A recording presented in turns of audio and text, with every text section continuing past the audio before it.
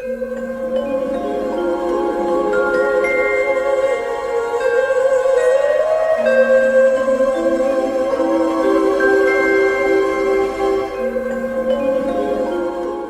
guys, and welcome to the pamphlet design tutorial.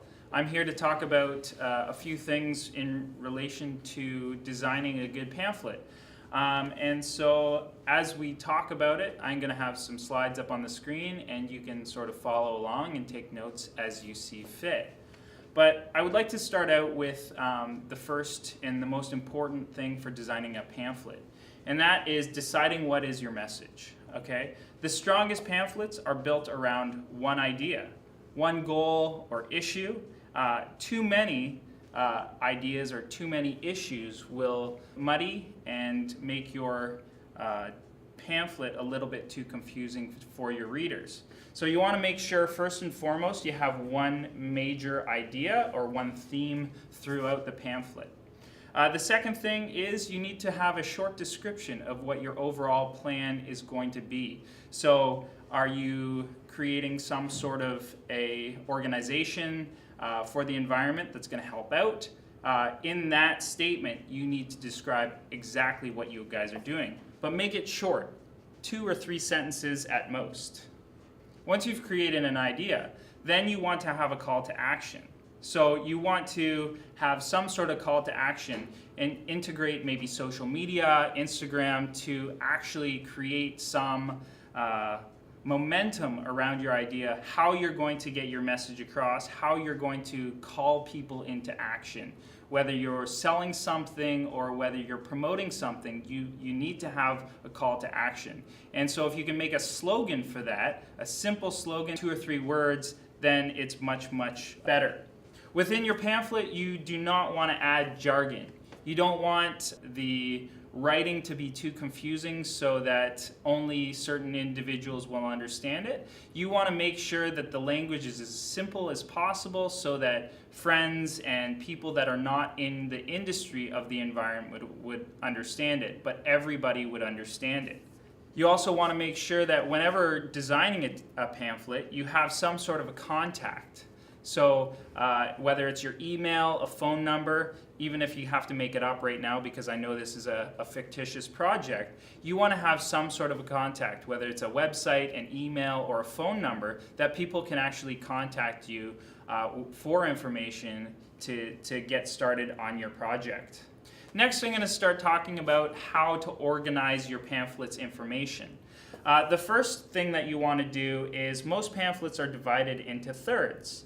And so designing your logo on the front cover and then also having a similar logo on the back cover will allow you to make sure that your branding is the logo that you've decided to use is consistent on both front and back of your pamphlet.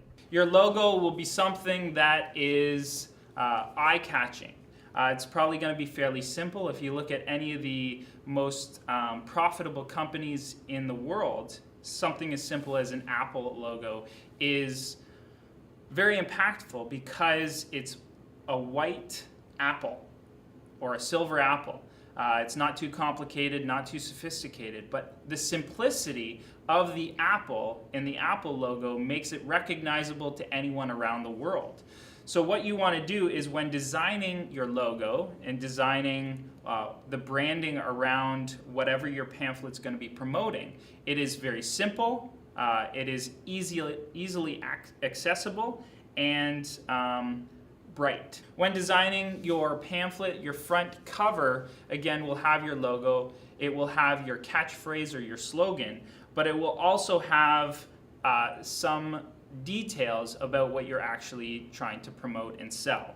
On the pages to follow, the inside of your pamphlet should have some of the main focuses of what you're trying to accomplish. So break it down into a few sentences of your main points, and then I would highly recommend using a 12-point font. That seems to be industry standard. 12-point font is not too big, it's not too small, and it allows you to write a few sentences that are impactful.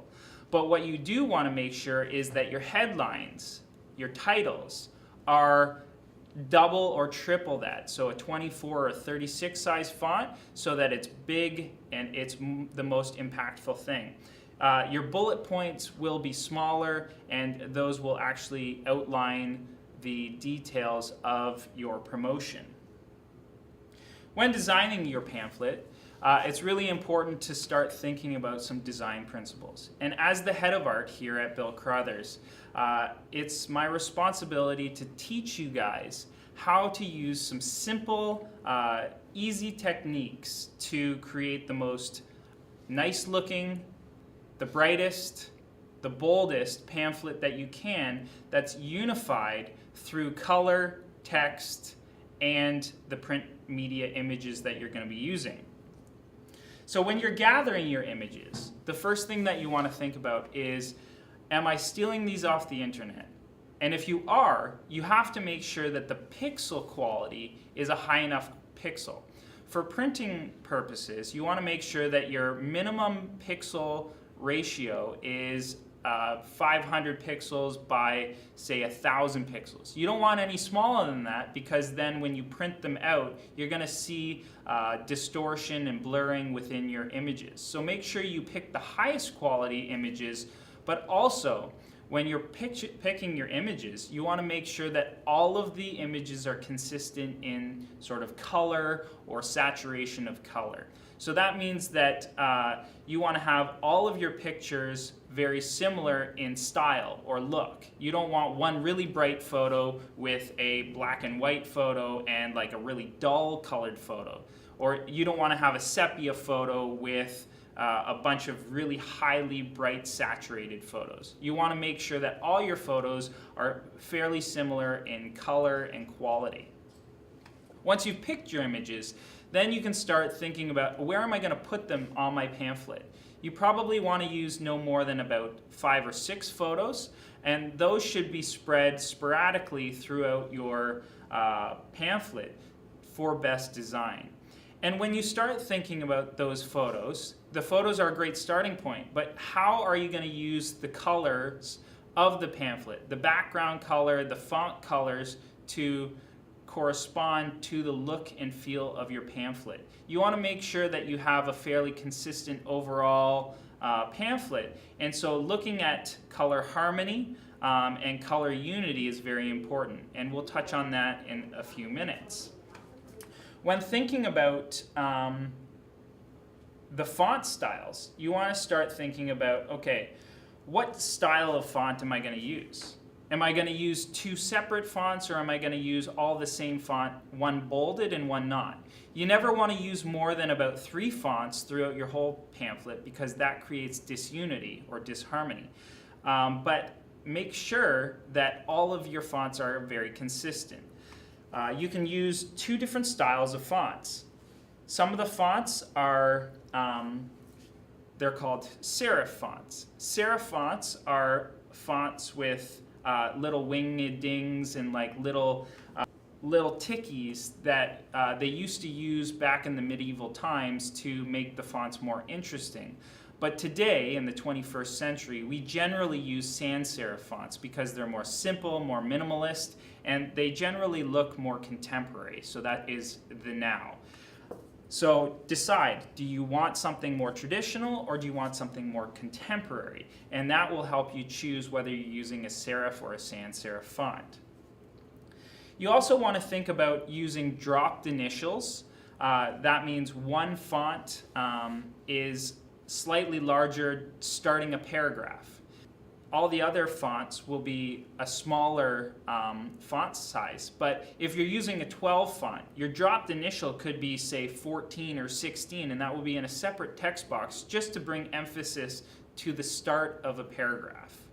You also want to think about, am I going to put borders, or am I going to put lines within my work? If you're thinking about that, then you want to make sure that within all of your photos, you have a 1, 2, 3 stroke rule, and what you want is all of the font and all of the strokes of your borders to be the same thickness. So the stroke just means the thickness of your line around the borders.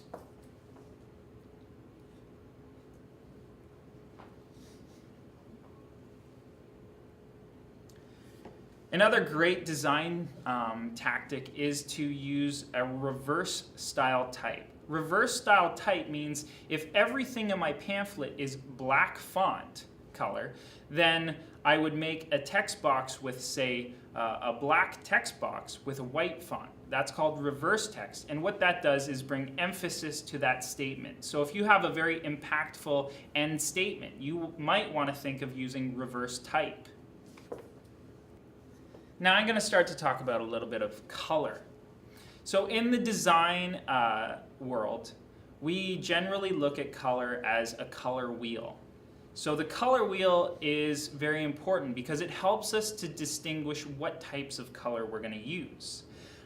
Color is important for dramatic impact and emphasis of a specific point, or using lime green throughout could point us to the idea of the environment.